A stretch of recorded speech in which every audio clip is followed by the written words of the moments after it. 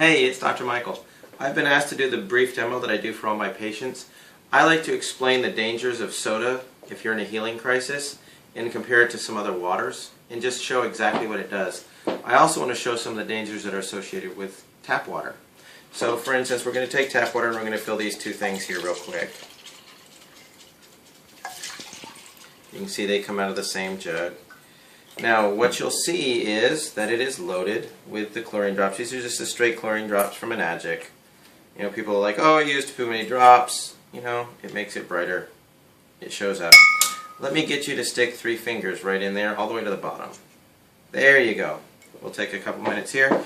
Now, most people like to drink Dasani, or I like Aquafina. Some people do Smart Water, things like that. So I was just going to do a quick comparison of these two.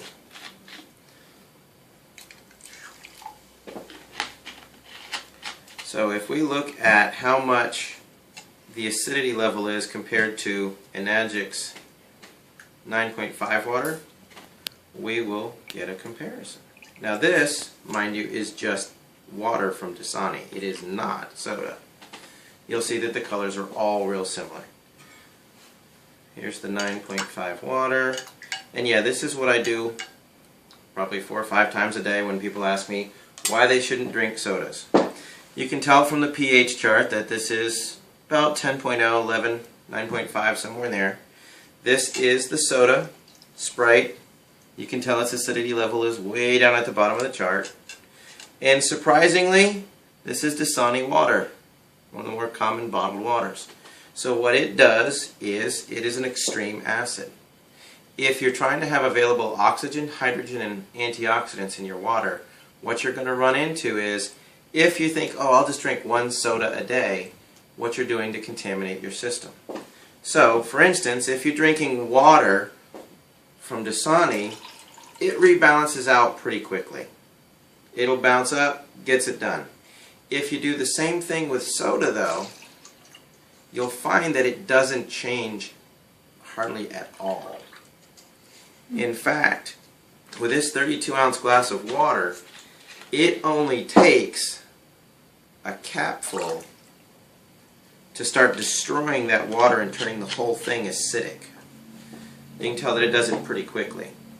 If you ended up going, hey, I just wanted a gulp, wash it down, you'll find that it gets dangerous in a hurry.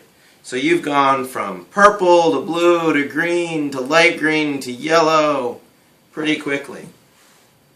So what that means is you've destroyed the antioxidant properties, the available hydrogen, the available oxygen in the water, and you're damaging your tissues. Again, that's why we try to steer people away from drinking the sodas, especially during their trial time. This works really effectively to get them to go, I may never drink soda again.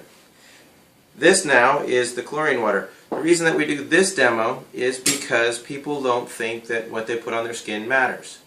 Your skin is an osmotic membrane. It will, which means whatever is on either side, it will go across your skin and absorb whatever is necessary till it reaches a balance.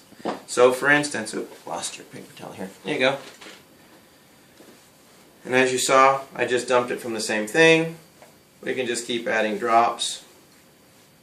What has happened is the chlorine that was in the water is now in her hand. The skin has literally absorbed it, and you can see the color differential. It's night and day. But that's what I do, that's how I do it. That explains the difference of how your acidity ratio is changed by drinking soda. Most people go, well, I'm not going to drink enough of that water to change the acidity. You don't have to. If you add baking soda to this, it'll go right back to alkaline, which is the same as if your body pulls calcium bicarbonate out, and it'll pull that calcium from your bones, and you can get osteoporosis and things like that. So there you go. Again, it's Dr. Michael just trying to explain how acidity and chlorine affects the body.